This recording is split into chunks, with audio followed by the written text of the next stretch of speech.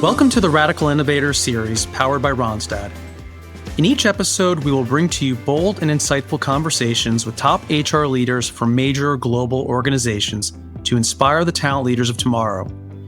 Join our journey as we explore how these trailblazers are shaping the future of work, driving innovation, improving the lives of their people, and creating radical shifts in HR and talent strategy. I'm Frank Conju, EVP of Human Capital Strategy and Executive Partnerships at Ronstadt Enterprise. And in each episode, I sit down with industry leaders who are redefining the world of talent and business. In today's episode of the Radical Innovator series, I'll be having an insightful conversation with Michael Fraccaro, Chief Human Resources Officer at Mastercard, to explore how organizations are adapting to the changing world of work. In this episode, Michael shares three critical themes: how Mastercard is embracing a skills-first approach to hiring and workforce development, the role of AI in shaping the future of work, and the importance of building a culture of continuous learning to drive long-term success. With a wealth of experience leading Mastercard's global people strategy, Michael offers a unique perspective on what it takes to build an agile, future-ready workforce in an era of rapid technological change. Let's hear Michael's perspective. All right, welcome to the Radical Innovators podcast. I'm excited to have Michael Fraccaro here with us today, the CHRO of Mastercard. Michael, definitely well known within the industry for sure, but bringing 30 plus years of progressive HR leadership, driving agility, innovation, shareholder value, and trusted advisor status to the boards and the executive teams you've worked with. And Michael, a regular guest at the CHRO dinners that I've hosted. I've gotten a chance to know you both personally and professionally, so really grateful to have you on today. It's great to be here. And welcome to 2025. Yeah, exactly. Welcome. Hopefully you're off to a great start in the new year. Definitely. Already in the thick of things, as they say. Yeah, nice full calendar, right back to it. When we talked about this and I asked you to come on and join us, I talked about the idea of really thinking through what are the best practices that people like yourself are leading within organizations, largely in the spirit of improving the lives of your employees. So that's part of what I want to get into in some of those sorts of questions. So shifting there a little bit, thinking about an organization the size of Mastercard, curious where you're leaning in with your people strategy for 2025. So if we just take a step back for a minute, just give a little bit of context around Mastercard and the sort of industry that we're in and what we're up against. Obviously technology, payments, a lot of regulation across the world in terms of what's happening in this particular space. You've got, new entrants with things like cryptocurrencies, blockchain technology, cyber security is a big issue, obviously, that we know. And, the technologies of AI and how that is evolving and changing the way we think about products and services and as well as how we think about our workforce. All of these things are really important in terms of how we think about what do we need to do from a human capital perspective to really help support and drive the business growth. So that's sort of the context. And every time that we think about some of the human capital initiatives, the first place that we start is what's going on in the business, what's going on in the external environment, and then how do we anticipate or influence some of the ways in which we need to help support, drive some of these changes within the organization to make sure that we're successful. So that's sort of the context. We now have about 34,000 employees across 100 countries. So it's got a lot of scale, and we continue to grow organically as well as inorganically with various acquisitions as well. So we're managing all of those elements. From a people strategy perspective, in particular for 2025, we've had a roadmap for a number of years, a multi-year roadmap in terms of our people strategy. We've got 8 pillars that we look at. And the 8 pillars are things like you would typically have in any human capital strategy, things about reward and benefits and culture and skills and leadership and people practices and operational excellence, a whole range of different things that for us at the time when I wrote the strategy 3 years ago, they were the things that were really important for the business. as we look at 2025 and the areas that we're really doubling down, there were two areas that we're really focusing in on. One is around skills, given the nature of what I've just spoken about. And the other one is how we're thinking about AI, both in terms of the business side of it, as well as how we're leveraging AI for changing our work practices. And so I can share a little bit about that. But those two are really significantly important in terms of, if you think about some of the changes that we're seeing in the industry from a technology perspective or a product perspective, we need to have a workforce that is ready, it's agile, it's adaptable, and it has the technical ability to be able to pivot and to design and develop and deploy products and services that are meeting the needs of the customers. So that skills piece is super important.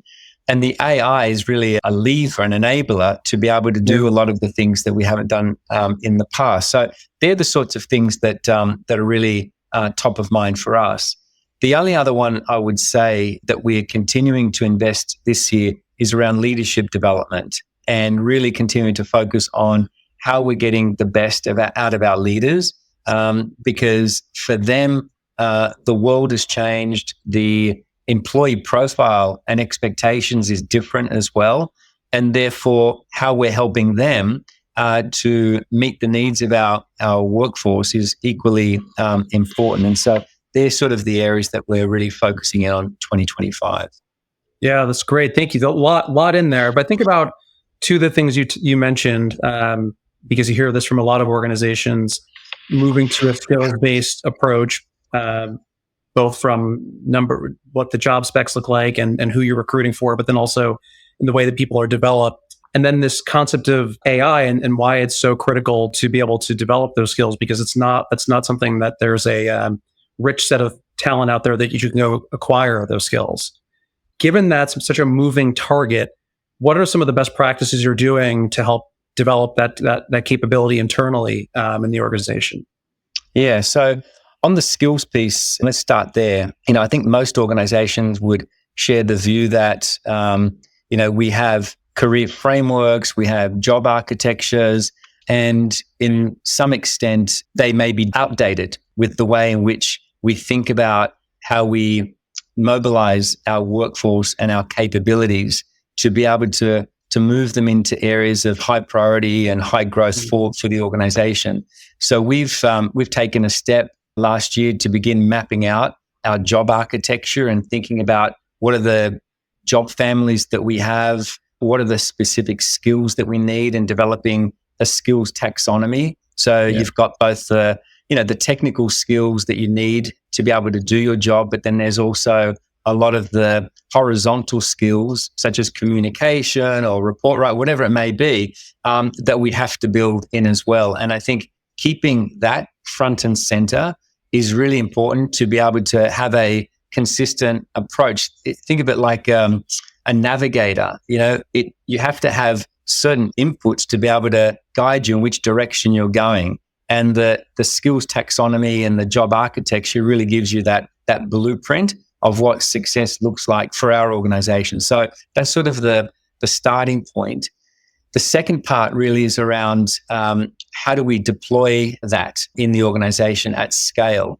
And so one of the things that we've been doing, and you're aware of this, Frank, and I think it's just been wonderful in the way that we've scaled this, is the idea about, a lot of learning has shifted. Waiting for a course to be developed, designed, deployed, by the time it is developed, designed, deployed, it's already out of date. Right. And therefore, a lot of the learning now is very much experiential based and learner-led or leader-led. And we've been doing this whole thing with the internal talent marketplace. We call it Unlocked, to be able to match individuals with particular skill sets to opportunities that we've got in the organization. And these opportunities may be particular projects that we have. And therefore, if I give a practical example, a manager in Colombia, in Bogota, may have a need for a particular skill that may reside somewhere else in the company. It may be in Asia Pacific, it may be in Middle East, Africa. In the historical way in which those kinds of connections would be made, it would take forever. And quite often it would frustrate the system, and it may never happen. It may just happen by chance. Now we've got a tool, a platform that enables that kind of matching to happen online. And we've got about 90% of our workforce now that have got their skills profile on this platform. And we've got managers that are going in there and feeding the system with job opportunities or with projects. And the tool with the algorithms basically starts to match individuals with these projects. And we've got real examples of where individuals have been able to work on projects. So we had one individual from the Philippines doing a project in Bogota, which led to real benefits for the customer. And what it does, it democratizes the access to learning opportunities. It helps to build skills in areas that would never have happened in the past or would have been very, very costly. You would have had all these barriers to be able to do that. And now you're sort of taking those friction points out and allowing this to happen quite seamlessly. And so that's happening quite a lot now. We've got about a third of the people that have been through some of these experiences have been able to move jobs in a permanent way, and we've seen greater retention. So there's another way in which we're thinking about skills development. So there's the scientific way with job architecture, skills taxonomy, and then it's how do you get those skills and how do you start to deploy them or leverage them. So that's sort of one great example, I think, that we've been doing to be able to do that in Mastercard. On that point, I think it's an interesting thing to hear because I think you've perhaps found the workaround where people are allowed to be part of teams temporarily for a project and leverage the skills that they have. Because one of the biggest challenges is talent hoarding. Managers have never been incentivized, or perhaps if they're not incentivized, that's part of the reason they do hoard it. Where sometimes you see organizations where they leaders are measured on mobility.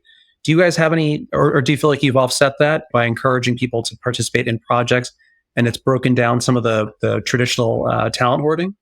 It has. I mean, look, that was one of the obstacles, if you will, of when we deployed this that we had to overcome, because we did have managers saying, well, what are the guardrails to ensure that an individual that applies for one of these projects is not being distracted from the core objectives of what they're being paid to do or being measured upon. And so so we had to overcome that. And the way that we did it is that we said, look, for individuals that are applying for these projects, there's almost like a 30% capacity that they have to be able to deploy themselves onto a project. So they don't have to change reporting line, they don't have to change business unit or anything like that, or cost centers. It's the individual being able to leverage spare capacity they have to be able to do that work. And so it's an opt-in. And I think that overcame a lot of the resistance that we had early on from some managers that felt that this was going to be quite chaotic if it didn't have certain guardrails in place. And with the individual themselves, there's an expectation that's set up that they can well and truly go and do these projects and these experiences, but they also need to be true to delivering on their job of what they're focused on. So that's how we've overcome that. And I think our leaders have seen real value in this, and particularly on things like retention of talent. I think it's been a real win for the business because they've been able to see the growth of individuals, their engagement, and obviously they come back with a greater sense of knowledge of the organization they can bring back into their full-time job. So it's been a win-win. And I'm not saying that everything has been 100%. There's obviously areas that we've had to work. So for example, some managers will put a project online and they'll say, well, I'm not getting many hits with the right candidates coming in to put their name forward to come and be part of this project. And so we've got someone who is constantly curating and working with managers to make sure that they're helping the managers put together what's the right scope, what's the right skills, what's the right time frame, all of those basic things to set it up in the right way to be able to get a better intake from the Mastercard population. Yeah, I'm curious. This is, I love this. This gives people such an opportunity to explore things that they may or not be good at, because they may try one of these projects and ultimately not be that good at it. Conversely, they may try one of these and be phenomenal at it. Have you found that this is driving some mobility where people are now moving into different departments, different teams as a result of this? And then hopefully that's retaining them longer as a result? Yeah, definitely. Yeah, we've seen, as I said, about a third of individuals have gone like a tangible promotion in their current job, or they've made a permanent transfer into the areas that they now have had an experience to go and work in our Center for Inclusive Growth or in our public policy area. And I think that's one of the beauties of this, is that they can test and learn along the way. And in some cases, people have experimented on a particular project and felt that, okay, that isn't exactly what I thought it was going to be. And so they're happy to explore other things. So I think it's a real win-win for the organization and for the individuals as well to have that. Because in the past, it would have been much easier just to go and apply for a job outside than trying to find and navigate, through these projects that we've got internally as well.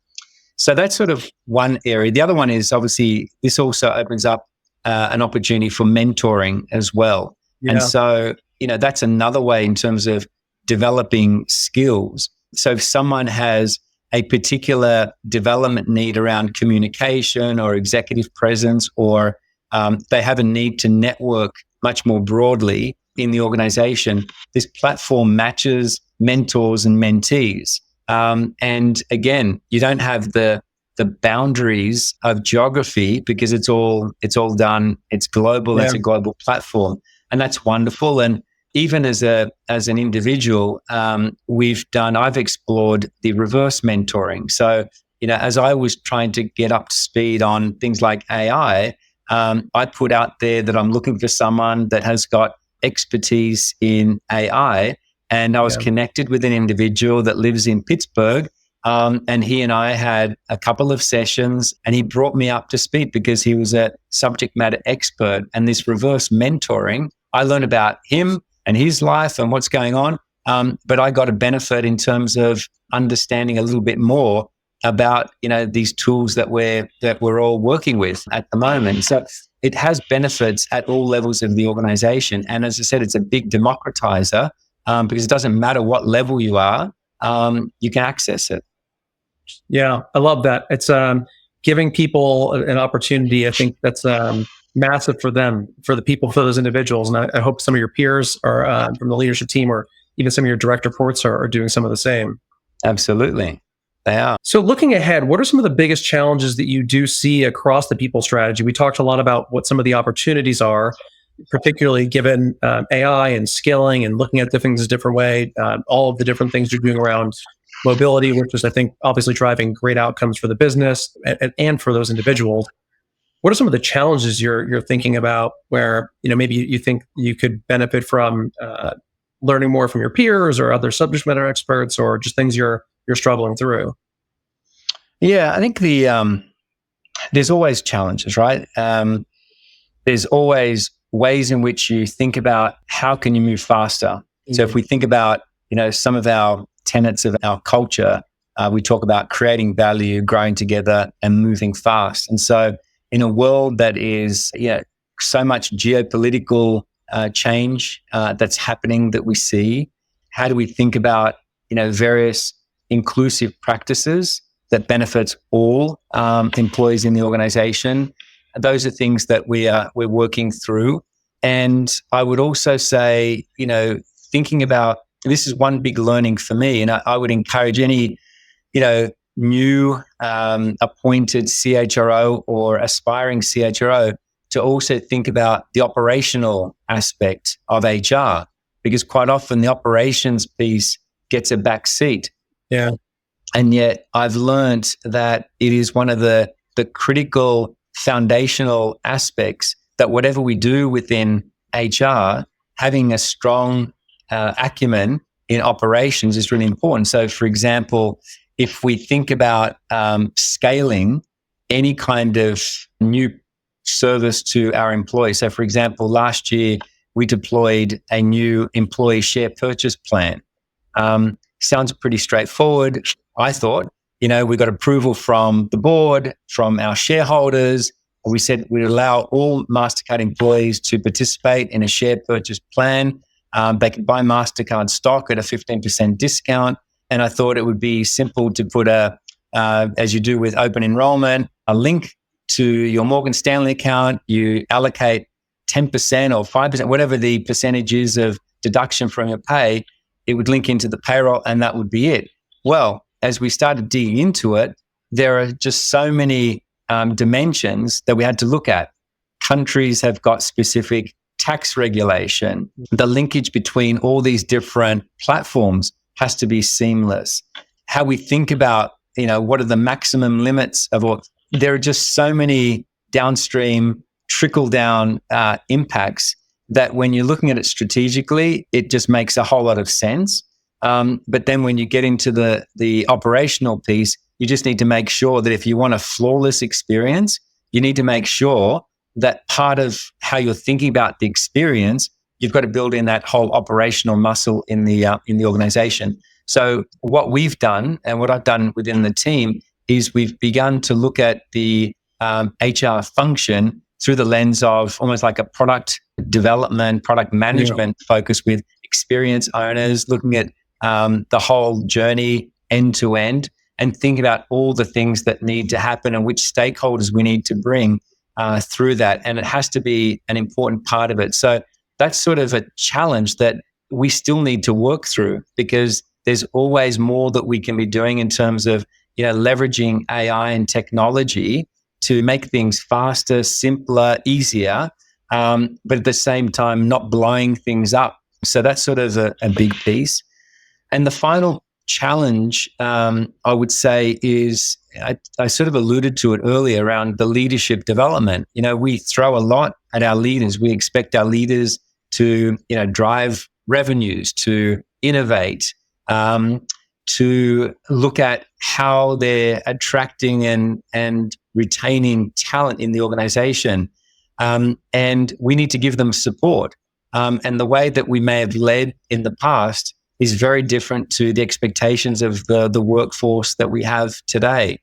And so investing in leadership development and curating content at a scale that can connect individuals to what it means to be a leader at Mastercard is super important for us. And so I've spent quite a bit of time the last couple of years with the team to define, the leadership profile in the organization and think about how do we develop and assess individuals against that framework. So that one we need to keep doing. And so I see it both as a challenge and as an opportunity, because if you think about how that then links into business performance, because at the end of the day, all these things that I'm talking about isn't just because we want to have a nice, beautiful, human capital, strategy and all these great programs. If it doesn't actually benefit the business and our various stakeholders that we've got. And so all of this has to lead to some kind of outcome that we have to measure. And I think those things are really important for us that we need to continue investing in. Yeah. If you think about the knock on HR for so many years, it was always not being as connected to the business. And then you hear about some of the people that are the most respected CHROs, people that, we share in common, like a Susan Podliger or a Kevin Cox or Peter Basolo. And so any other people that you'd point to in your peers that you'd say, like, these are some of the great people that you should go out and follow that are very much aligned to the business and driving great outcomes? Well, if I miss someone, they're gonna get me at some other. Well, then it doesn't have to be an exhaustive list. Perhaps one. Yeah, but no, all of those people are great. I think the other one that comes to mind, Ellen Shook at Accenture, amazing. Lucien Alziari, I mean, he was one of my first mentors when I became a CHRO, and continues to be so today. So there's many that I could name, but they're two that sort of come top front and center for me at the moment. Luciana is one who comes up in almost any time I ask that question, and was fortunate to have him on the last episode of the podcast. So many people hold him in high regard. As you think back just sort of to the earlier stages of your career, because many of the people listening to this are earlier in their career and aspire to get to where you've been. A lot of times there's things that you pick up and you wish you'd known, and maybe several years before, and it could have significantly helped the trajectory of your career. One is clearly, I think, what you already spoke about in terms of being more closely aligned to the operations of the business, understanding how the business makes money, and always looking at things through that lens. Apart from that, any other piece of advice you'd give to people who are earlier on in their careers? I think the big thing is, the power of the network and not being afraid to ask people for help. I think that's sort of the big one. I think I've shared with you before that, my journey to becoming a CHRO was not a traditional one. I started off as a high school teacher, and I think the learning and reflection that I have is that even taking that particular experience, there was a senior teacher that basically asked me one day, she said, Michael, I've seen you teaching, I see how the students respond to you. Have you thought of doing something else? And I could have taken that question in one of two ways. One was around, is she just giving me, gentle feedback that I may not be that great at this? Or is she sort of seeing something in me and saying, maybe you can go and do something different? And teaching is an honorable profession. My sister's a school teacher. I've got many friends still in the teaching game. But it planted a seed. And for me, that seed was around exploring something different. And so at the time, I remember in Australia, there were a lot of, the government at that point had put in place a training guarantee levy. So basically, any company that had a certain payroll over a couple of $1 million had to spend a percentage of that payroll in formal training. And so all of a sudden, there was this explosion of demand for people with training skills. So anyway, I got a job working for a technology company that supported banks. And when I got in there, I had no idea about banks, financial systems or services, technology, but it sort of gave me an insight into a world that I fell in love with. And then I started seeing that there's a broader world, not just in training and development, but this whole world of HR. And that was sort of a catalyst. And then throughout my career, the other piece was around, so mentors is one. So finding someone that is like an angel that will help you think differently or give you feedback. And the other one is, seeking feedback, asking people for tough feedback. And quite often the best feedback is the one that feels uncomfortable when you receive it, but it actually helps you on a path. So I remember, early in my career, I had I didn't present very well. And one of my managers at the time, she said, hey, Michael, there's a couple of ways that you can work differently your presentation. And so that helped me focus on that particular skill, because everything that we're doing in HR requires an element of selling, right? It's influencing, it's communicating. And if you can't communicate with impact or with brevity and getting your point across, you'll be very, very ineffective or less effective than you could be. And so it's those kinds of moments of finding people that you can leverage either within the organization or outside, that you can have a heart-to-heart and get some real feedback and being open to it and responding to it. I think they're the sort of things that you need to be open to.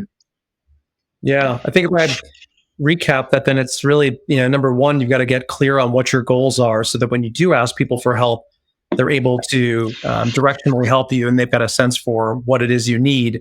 And it's both through how they might be able to help you, but also having the courage to ask for candid or critical feedback in terms of giving you that way to improve. And then I think a lot of times people shy away from that because of, to your point, what they're going to hear. So it's coming into that mindset of feedback's a gift and it's only a data point. So perhaps if it's something that's overly negative or something you didn't want to hear, you can still go out and try to validate that.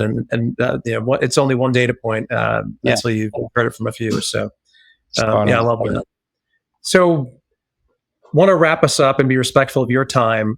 Last question is, if you had a magic wand and there were any one thing you could change in the HR profession or in your field, anything that you could change now, what would that one thing be? Yeah, there's a lot of things.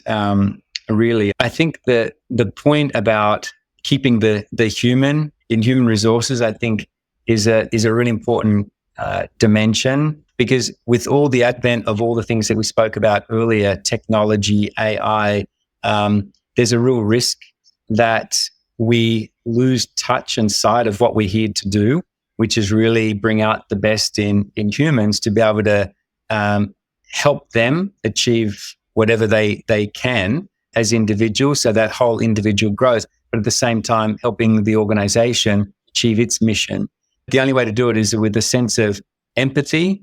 As you know, we talk about the decency quotient at Mastercard, the DQ, the IQ, EQ, but DQ is equally important, having your hand on people's back, not in their face. Those kinds of things, we can't lose sight of it. With everything else that's going on around us, maintaining that a level of humility in the way that we think about our teams and people. And we may not always agree with each other, but people have their worldview or a perspective based on their upbringing or their family, their culture, whatever it may be. And we need to ensure that we understand where people are coming from.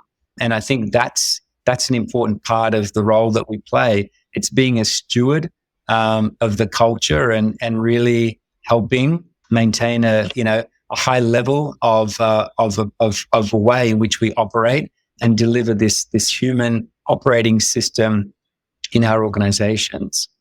Yeah. So to summarize that, it's really ramping up that decency quotient, which I love so much, and we've spoken about that in the past. And I think that to your point around keeping the human in human resources, one of the things that I'm excited that we are partnering on is that Human Future of Work group in partnership with Columbia and great leaders and thought leaders like Rita McGrath and Tendra Wadhwa from Columbia Business School, and grateful for you hosting us at the next session, pulling together a number of global heads of talent, learning, and CHROs and other key leaders. So thank you again for hosting us in the coming months. Pleasure. Always happy to help.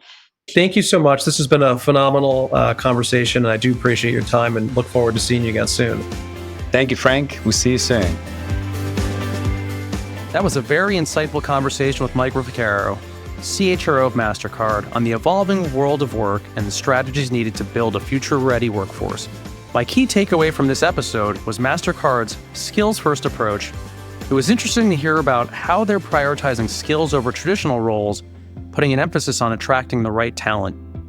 Next time on the Radical Innovator series, we're excited to welcome Nicole Lamoureux, CHRO of IBM, who will share her insights and expertise on what the HR leaders of today and tomorrow should be preparing for. Don't forget to subscribe so you never miss an episode. And if today's discussion resonated with you, share it with your network. See you next time on the Radical Innovator series. Human Forward. Randstad.